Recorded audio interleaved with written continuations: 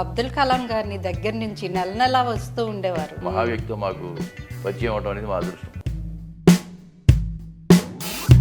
అప్పటి హీరోలు ఇప్పటి హీరోలు మీరు యంగ్ జనరేషన్తో కూడా చేశారు. అవునవును.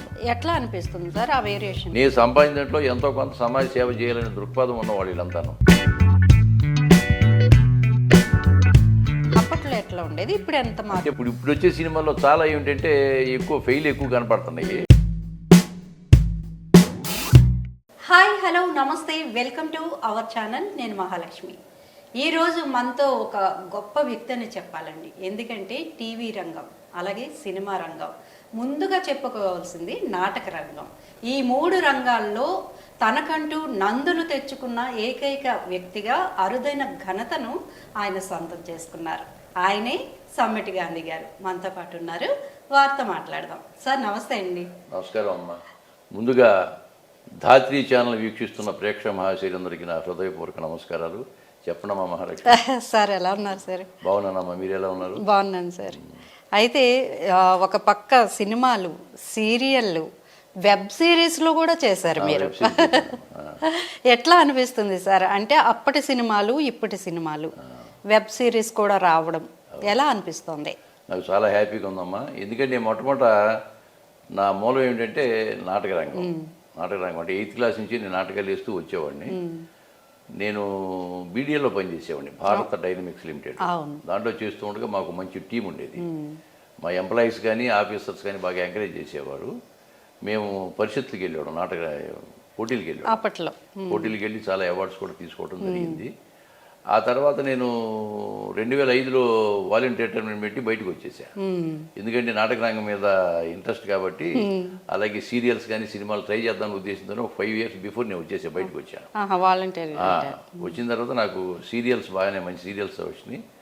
నాకు ముందుగా చెప్పాలంటే రాజన్న సినిమా, మా గురుగారు విజేంద్ర ప్రసాద్ గారు, ఆయనకి పాదాభివందనం మీ ఛానల్ ద్వారా. రాజమౌళి గారి ఫాదర్ ఆయన నాకు రాజన్నలో మంచి వేషం ఇచ్చారు.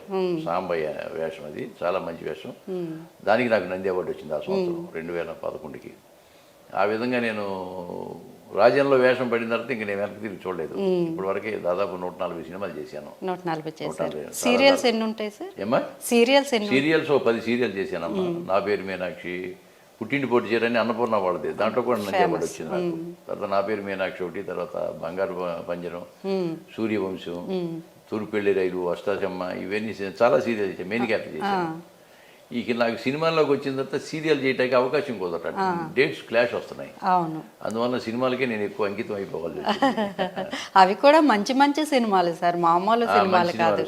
చాలా మంచి సినిమాలు. చాలా మంది డైరెక్టర్స్ కానీ రచయితలు కానీ నాకు బాగా ఎంకరేజ్ చేశారు, చేస్తానే ఉన్నారు, ఇంకా నాకు బాగా ఎంకరేజ్ చేస్తారు. మీరు అబ్దుల్ కలాం గారిని దగ్గర నుంచి నెల నెల వస్తూ ఉండేవారు. అవునమ్మా, మీరు వర్క్ చేసినప్పుడు. అవును, నేను బీడీఏలో పనిచేస్తున్నప్పుడు నేను పృథ్వీ మిజైల్లో నేను క్వాలిటీ కంట్రోల్ ఇన్స్పెక్టర్గా చేసేవాడిని, మెకానికల్ డిప్లొమా. నేను ఆయన డెవలప్ చేసిన ప్రాజెక్ట్ అది. అబ్దుల్ కలాం గారు డెవలప్ చేశారు. ఆయన డిఆర్డీఓ చైర్మన్గా ఉండేవాళ్ళు. ఆయన మాకు ఏదైనా ప్రాబ్లం వచ్చినప్పుడు మా జనరల్ మేనేజర్ గారు ఆయన పిలిపించేవారు. ఆయన వచ్చి మా సీట్ దగ్గర కూర్చుని డిస్కస్ చేసి ఆ ప్రాబ్లమ్ సాల్వ్ చేసి వెళ్తా ఉండేవారు. నెలకు 1-2 సార్లు ఆయన కలవటం మా అదృష్టం చెప్పాలి. నిజంగా సింపుల్ వర్క్. తర్వాత ఆయన సైంటిఫిక్ అడ్వైజర్ అవటం, తర్వాత మళ్ళీ రాష్ట్రపతి అవటం అనేది నిజంగా మా పుణ్యం చెప్పాలంటే. మహావ్యక్తితో మాకు పరిచయం అవటం అనేది మా అదృష్టం. అయితే సినిమాల విషయానికి వస్తే గ్యాంగ్ లీడర్ లో ఆ పాత్ర నేను చూసాను, ఇప్పటికీ గుర్తుంది నాకు. ఆ సుధా గారిని చేసే పాత్ర అసలు మర్చిపోలేని పాత్ర. మెగాస్టార్ గారు ఏమన్నారు, మీరు ఆయనతో వర్క్ చేశారు, ఎలా అనిపించేది? గ్యాంగ్ లీడర్ నాకు అవకాశం రావడానికి కారణం ఎవరంటే జి సత్యమూర్తి గారు అమ్మ. సత్యమూర్తి గారు రైటర్ తెలుసు కదా మీకు, మ్యూజిక్ డైరెక్టర్ దేవిశ్రీ ప్రసాద్ గారి వాళ్ళ ఫాదరు. సత్యమూర్తి గారు తోడోళ్ళు గారు అడప మురళీమోహన్ రావు అని మా బీడీలో మాతో వర్క్ చేసేవాడు. ఆయన నా ఫ్యామిలీ ఫ్రెండ్. ఆయనే తీసుకెళ్ళి ఆయనకి పరిచయం చేశాడు 87లో. చైతన్యం అని ఫస్ట్లో కెమెరా ముందు నిలబెట్టింది సత్యమూర్తి గారు నన్ను. ఆ తర్వాత ఆ సత్యమూర్తి గారి ఇల్లును విజయబాబు రెడ్డి గారి ఇల్లు పక్క పక్కనే ఉండేది. ఒకసారి సత్యమూర్తి గారి ఇంటికి వెళ్తే విజయబాబు రెడ్డి గారు పరిచయం చేశారు నన్ను. ఈ ఆర్టిస్టు డ్రామాలు బాగా చేస్తాడని చెప్తే గ్యాంగ్ లీడర్లో ఒక వేషం వేయమని చెప్పి ఆ వేషం నాతో వేయించారు అనమాట. అంటే ఆ రోల్ చెప్పినప్పుడు అరే ఇట్లాంటి రోల్ నాకు వద్దు అని మీరే అన్న ఆయన నేనేమనలేదు, నేను అనలేదు, కానీ చిరంజీవి గారు అన్నారు చిరంజీవి గారికి చెప్పాను నేను, సత్యమూర్తి గారు నాకు కజిన్ అవుతాడు సార్ అని చెప్పాను. సత్యమూర్తి గారికి బాగా ఫ్యామిలీ ఫ్రెండ్ చిరంజీవి గారు. ఓకే. మరి ఈ క్యారెక్టర్ ఒప్పుకున్నారేమిటి, ఓకేలే క్యారెక్టర్ కనిపిస్తుంది కదా చేయండి అన్నాడు అనమాట. ఆ విధంగా చేయడం జరిగింది. చెప్పాలంటే చిరంజీవి గారే నాకు డైరెక్ట్ చేశాడు అది ఆ క్యారెక్టర్. అవును, అంటే గ్యాంగ్ లీడర్ టు 157 వరకు ఆయనతో చేసిన గ్యాంగ్ లీడర్ తర్వాత రౌడీ లీడ్ చేశా. రౌడీ అల్లుడు, రౌడీ లీడర్ ఖైదీ నెంబర్ 150 చేశా. 150. తర్వాత సైరా నరసింహారెడ్డి చేశా, గాడ్ ఫాదర్ చేశా, తర్వాత వాల్తేరు వీరి చేసి 6 సినిమాలు చేశా చిరంజీవి గారు. ఆ విధంగా నన్ను గుర్తుపడతారు బాగా, గుర్తుపడతారు. బాలకృష్ణ గారితో డాకు మహారాజు ఈ అఖండ వన్ చేసేగా, రైతు క్యారెక్టర్, ఓపెనింగ్ రైతు. తర్వాత నాకు బాబీ గారు, కొల్లి బాబీ గారు అయినా చాలా నాకు బాగా ఎంకరేజ్ చేశారు. బాలకృష్ణ గారి గురించి వస్తే ఆయన పద్మ విభూషణ్ తీసుకున్నారు రీసెంట్ గా. చాలా ఆనందం పద్మ విభూషణ్ తీసుకున్న సందర్భంగా మీ ఛానల్ ద్వారా ఆయనకి అభినందనలు తెలియజేస్తున్నాను. చాలా మంచి వ్యక్తి అమ్మ, చాలా కలిసిపోయే వ్యక్తి అందరితోనూ. అంటే కోపిష్టి ఇదిగా ఉంటారు. అన్ని ఒట్టి మాటలమ్మా. నేను అఖండాలో 12 రోజులు చేశా, డాకు మహారాజులో దాదాపు ఒక 15 రోజులు చేసి ఉంటాను. ఆయన మొక్కని ఎప్పుడు నేను కోపం ఎప్పుడు చూడలేదు. మామూలుగా కనిపించినప్పుడు నమస్కారం అంటే చాలా మర్యాదగా మాట్లాడతాడు. అంటే అప్పుడు మెగాస్టార్లు, స్టార్ హీరోలు, చిరంజీవి గారేమో బ్లడ్ బ్యాంక్ నడుపుతున్నారు, ఈయనేమో బసవతారకం. ఇలా మహేష్ బాబు గారు రీసెంట్ గా 1500 మంది దాటిపోయి హార్ట్ సర్జరీలు చేయండి. ఇట్లా వీళ్ళు సోషల్ వర్క్ అనేది చేస్తున్నారు. అప్పటి హీరోలు ఇప్పటి హీరోలు, మీరు యంగ్ జనరేషన్ తో కూడా చేశారు. ఎట్లా అనిపిస్తుంది సార్ ఆ వేరియేషన్? అఫ్ కోర్స్ హీరోలు అంటే అభిమానులు మామూలుగా సాధారణంగా వాళ్ళ కోట్ల మంది అభిమానం ఉండటం సహజం. వీళ్ళకి ఆ ఉద్దేశం అంటే నేను సినిమాలు చేసి నేను సంపాదించింది కూడా సినిమాల ద్వారానే, ప్రేక్షకుల ద్వారా కదా. అవును సార్. నేను సంపాదించడంలో ఎంతో కొంత సమాజ సేవ చేయాలనే దృక్పథం ఉన్నవాళ్ళు వీళ్ళంతాను. కాబట్టి అలా చేయగలుగుతారు, ప్రతి వాళ్ళు చేయలేరు కదా. ఇప్పుడు పవన్ కళ్యాణ్ గారు ఈ మధ్య రైతులకి ఇవ్వటం కానీ అవి కానీ ఏం చేసినా సమాజ సేవ చేసేదే కదా వీళ్ళు. ఇంకా పవన్ కళ్యాణ్ గారి గురించి మాట్లాడుకుంటే ఏపీ డిప్యూటీ సీఎం అయ్యారు. ఎలా అంటే సినీ రంగానికి ఒక మంచి రోజులు వచ్చాయి అనుకుంటున్నారా? ఎట్లా సినీ రంగం నుంచి వెళ్ళారు? నాకు తెలిసి ఆంధ్రాలో ఒక మంచి స్టూడియో కట్టాలి గవర్నమెంట్ తరఫున అని అనుకుంటున్నారని నేను విన్నాను. ఎందుకంటే ఆయనకి సినిమా ఫీల్డ్ మీద అవగాహన ఎక్కువ ఉంది కాబట్టి. అవును సార్. పైగా ఆయనతో నేను చేసిన వకీల్ సాబ్లో చేశాను, రేపు ఓజీలో కూడా చేశాను. ఓజీలో కూడా ఆయన కాంబినేషన్లోనే నేను చేయటం జరిగింది. నిజంగా నా అదృష్టం ఏంటి, ప్రతి వాళ్ళకి పవన్ కళ్యాణ్ గారితో అలా కనపడినా చాలు అనుకుంటారు. అటువంటిది ఒక ఫస్ట్ హాఫ్ అంతా ఆయనతో ట్రావెల్ అవడం అనేది నాకు చాలా ఆనందంగా ఉంది. ఇప్పుడు ఓజీలో కూడా మంచి క్యారెక్టర్ అది. అయితే సార్ ఇప్పుడు మన టాలీవుడ్ అంటే ఒకప్పుడు చిన్న చూపు ఉండేది, ఎక్కువ బాలీవుడ్ రాణించేసేది. ఇప్పుడు ఆ పరిస్థితులు మారిపోయినాయి. బాహుబలి తర్వాత మనం ఆస్కార్ విన్నర్లు కూడా ఉన్నారు మనకి, కీరవాణి గారు కానివ్వండి, ఇంకా వీళ్ళని చూసుకుంటే. అయితే సినిమా రంగం ఎంత అభివృద్ధి చెందుతుంది కదా. అప్పట్లో ఎట్లా ఉండేది సార్? మీరు ఎలాంటి అంటే కొన్ని ఎదుర్కొంటారు కదా, అవమానాలు ఇవి మామూలుగానే ఉంటాయి. అప్పట్లో ఎట్లా ఉండేది, ఇప్పుడు ఎంత మార్పు? మొట్టమొదటి అంటే మనకి అక్కినేని నాగేశ్వరరావు గారు, రామారావు గారు చేసినప్పుడు అవి ఎలా ఉండేదో కానీ అప్పుడు కథాపరంగా బాగా సినిమాలు చాలా బాగుండేవమ్మా. ప్రతి సినిమా 100 రోజులు ఆడేది, 90% 100 సినిమా ఆడేవి. ఇప్పుడు వచ్చే సినిమాల్లో చాలా ఏమిటంటే ఎక్కువ కనపడుతున్నాయి. ఇప్పుడు రాజమౌళి గారు లాంటి వాళ్ళు బాహుబలిని ఎక్కడో తీసుకెళ్ళారు, ప్రపంచం మొత్తం చాటి చెప్పాడు. అలాగే త్రిబుల్ కానీ ఇవన్నీ చాలా ఆనందం. ఎందుకంటే రాజమౌళి గారు లాంటి డైరెక్టర్ రావడం వల్ల మన తెలుగు పరిశ్రమ అనేది ఖండాంతరాలకి వెళ్ళిపోయింది. చాలా ఆనందం. కాకపోతే ఎందుకంటే ఇప్పుడు ఈ మధ్యన వచ్చే చిన్న సినిమాలు చాలాను ప్రేక్షకులు కూడా ఆదరించలేకపోతున్నారు. ఎందుకు ఇప్పుడు పెద్ద సినిమాలు, పెద్ద డైరెక్టర్లు, పెద్ద హీరోలు సినిమాలు మాత్రమే 4 రోజులు, 5 రోజులు, వారం రోజులు నడుస్తుంది తప్పితే చిన్న సినిమాలకి ఎందుకు ప్రోత్సాహం మన వాళ్ళు ఇవ్వలేకపోతున్నారు అనేది అర్థం కావట్లేదు. ఇది పైరసీ ప్రాబ్లమా ఏమిటనేది మనకు తెలియదు. కానీ చిన్న సినిమాల్లో కూడా మంచి మంచి కథలు వస్తున్నాయి, చాలా మంచి కథలు వస్తున్నాయి. మార్నింగ్ షోను మ్యాట్ని అయిపోగానే వెళ్ళిపోతున్నాయి. తర్వాత ఈ ఓటీటీ ఉంది కదా, దాంట్లో చూడవచ్చులే అన్న అభిప్రాయం ప్రేక్షకుల్లో కూడా కలగడం అనేది మనతో ఇంట్లో కూర్చొని హ్యాపీగా చూడొచ్చు కదా. అది మన దురదృష్టం. ఇంకా మనకి అందుకని ఏం చేయలేము. అది అంటే ఓటీటీలు రావడం అనేది సినీ పరిశ్రమకి నష్టం అంటారా? సినీ పరిశ్రమ అంటే మరి నిర్మాతలకు నష్టమే కదమ్మా. ఇప్పుడు ఏదైనా ఒక వారం రోజుల పాటు హాల్లో ఆడితేనే డబ్బులు వస్తేనే వాళ్ళు కవర్ అవ్వగలరు. ఇప్పుడు 1 కోటి, 2 కోట్లు, 50 కోట్లు, 100 కోట్లు పెడతారు. పెద్ద హీరోలు అయితే వారం రోజులు, 2 వారాలు ఆడతాయి. ఇదివరకు స్క్రీన్లు ఏమండి, మేము దసరాబ్బులు ఆ టైంలో లెక్కేసేవాడు ఎన్ని మొత్తం ఉమ్మడి ఆంధ్రప్రదేశ్ ఉన్నప్పుడు 32, 35 సినిమా హాల్స్ ఇచ్చేవాడు మొత్తం. ఇప్పుడు వేలు స్క్రీన్లు ఇస్తున్నారు కదా, 1000, 5000, 6000, 7000 స్క్రీన్లు ఇస్తున్నారు. కాబట్టి 4 రోజులు ఆడితే డబ్బులు వచ్చేస్తాయి. ఆ 4 రోజులు కూడా ఆడే పరిస్థితి కనిపించట్లేదు. అది బాధాకరం. నాగేశ్వరరావు గారు, రామారావు గారితో మీరు చేశారా సార్? లేదమ్మా, చేయలేదు. కాకపోతే రామారావు గారు అంటే నాకు ఇష్టం. నాగేశ్వర గారి సినిమాలు చాలా చూసేవాళ్ళు. అప్పుడు కథాపరంగా కానీ పాటలు కానీ. ఘంటసాల గారు అంటే నాకు బాగా ఇష్టం. ఘంటసాల గారి పాటలు కానీ వాళ్ళు రామారావు గారు, నాగేశ్వరరావు, ఘంటసాలకి అంతా గుడివాడ దగ్గర వాళ్ళే. అది కూడా కృష్ణా జిల్లానే. ముగ్గురు గుడివాడ దగ్గర అవటం. ముగ్గురు. మీ కృష్ణా జిల్లా ఎక్కడ సార్? మాది మచిలీపట్నం దగ్గర పెడన మండలం అని, నేలకొండపల్లి విలేజ్, చిన్న విలేజ్. మాది రైతు కుటుంబం. సార్, సినిమా రంగానికి సీరియల్స్కి తేడా ఏంటి సార్ అసలు? సినిమా రంగం సీరియల్స్ అంటే ఏముందమ్మా, ఇప్పుడు సినిమా ఈ 2 చెప్పాలంటే నాటక రంగం చెప్పాలి. నాటక రంగం మేము స్టేజ్ మీద చేస్తున్నాం అనుకోండి. స్టేజ్ మీద చేసినప్పుడు ఎక్కడో దూరం ఉన్న ఆడియన్కి వినపడాలంటే మనం గట్టిగా చెప్పాల్సిందే. ఎక్స్ప్రెషన్ కూడా బాగా ఎక్కువగా ఇవ్వాలి. అదే టీవీ రంగం అనుకోండి, ఆ నాటక రంగంలో మనం ఎంత చేస్తున్నామో దానికంటే 80% తగ్గించాలి. అదే టీవీ రంగం సినిమాకి వస్తే సినిమా కెమెరా ముందు 10% చేస్తే చాలు. ఇక అంతకంటే ఎక్కువ చేస్తే కనుక మన ఐబ్రోస్కి పైకి వెళ్ళిపోతూ ఉంటాయి తెర మీద. కాబట్టి అది కొంచెం ఆ టెక్నిక్ తెలుసుకోవాలి. విజయేంద్ర ప్రసాద్ గారి గురించి మాట్లాడుకుంటే మహా రచయిత అని తెలుసు మనందరికీ. అయితే ఆయన లాంటి వారు ఇప్పుడున్న డైరెక్టర్లలో ఎవరు అనుకుంటున్నారు మీరు ఆయన తర్వాత? అంటే రచయిత అంటారా? రచయిత అంటే ఎవరికాడేనమ్మా రచయిత. అప్పుడు ఏ పిక్చర్ సక్సెస్ అయితే వాళ్ళే మంచి రచయిత. ఇంకేది అంతకంటే చెప్పలేము. రాజమౌళి గారు తీసిన సినిమాల్లో ఏదైనా నటించారా సార్? బాహుబలి 1లో నేను చేశాను. 9 రోజులు చేశాను కానీ నా క్యారెక్టర్ కనపడదు. అయితే అప్పటికే నేను రాజన్న చేసిన అవార్డు కూడా తీసుకుని ఉన్నా.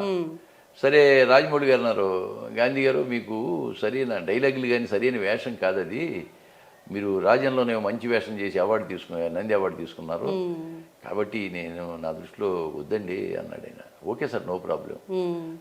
తను ఎక్కడ కనిపించను కానీ బట్ 9 రోజులు చేశాను.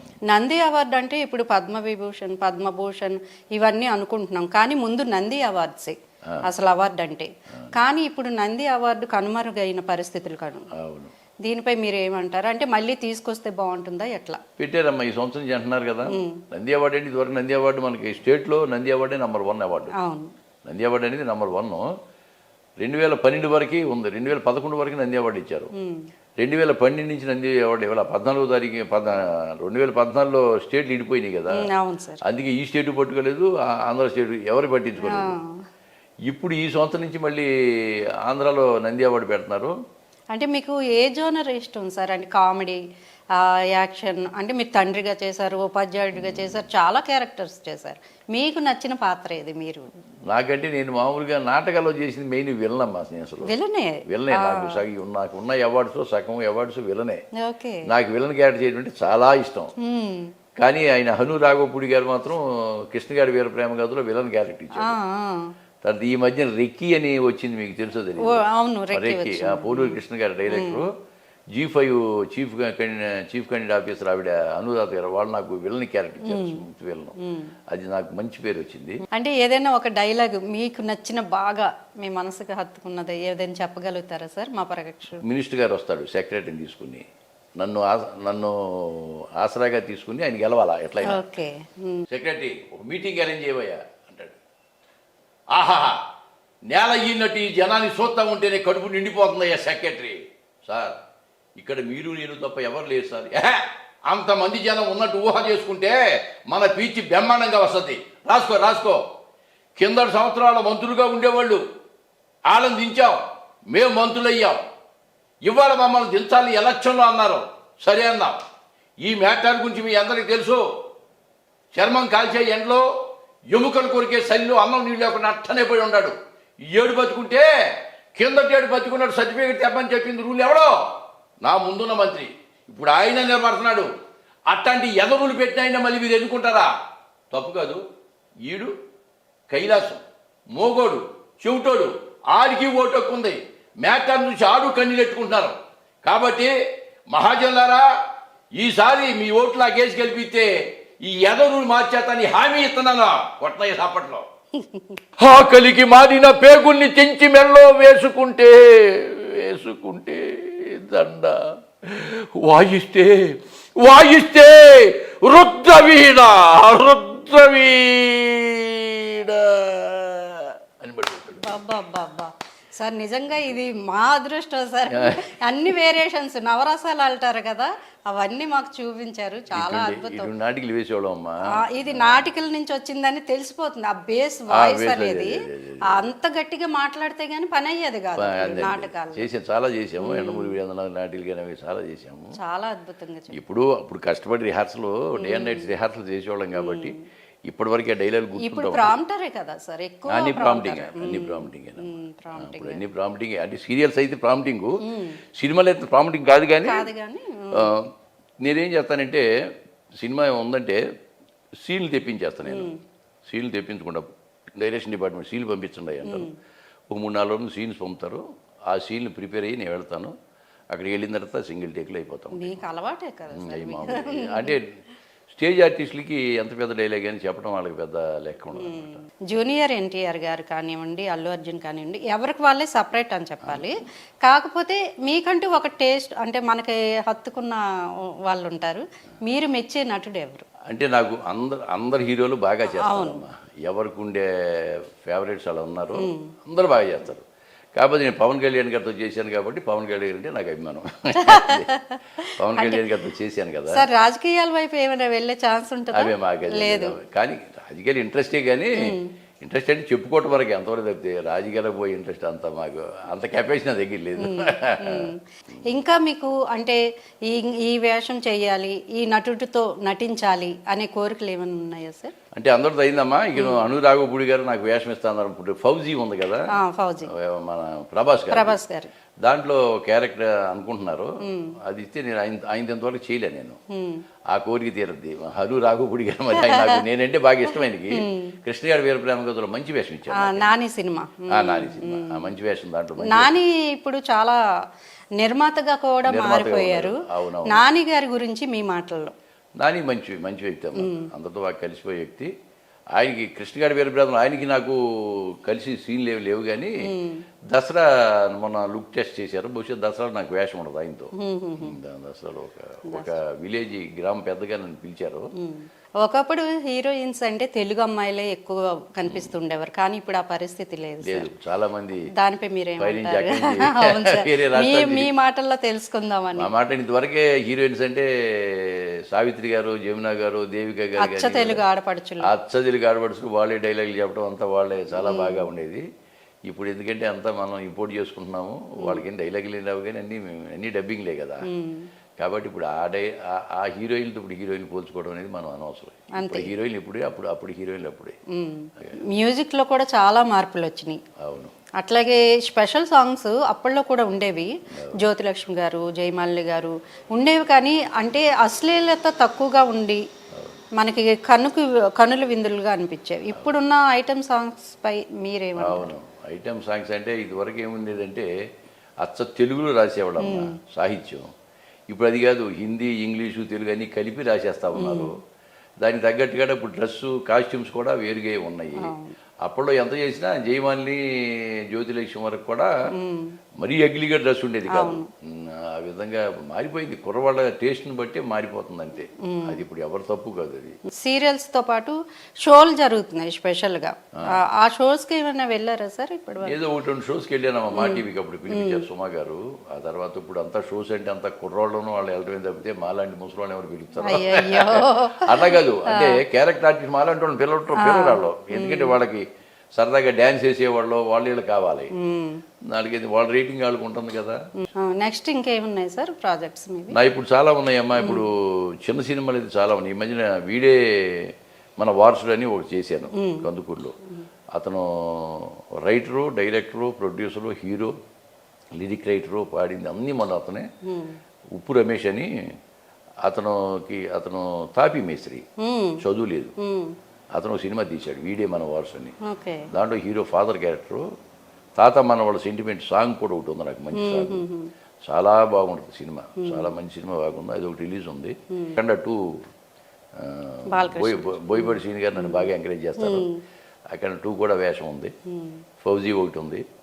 తర్వాత ఇంకా ఓజీలు ఇంకా 3-4 రోజులు వర్క్ ఉంది, బాగానే బిజీగానే ఉన్నాను. రవితేజ గారు ఎట్లా ఉంటారు సార్ సెట్లో? బాగా చాలా సరదాగా ఉంటాడు అందరితో.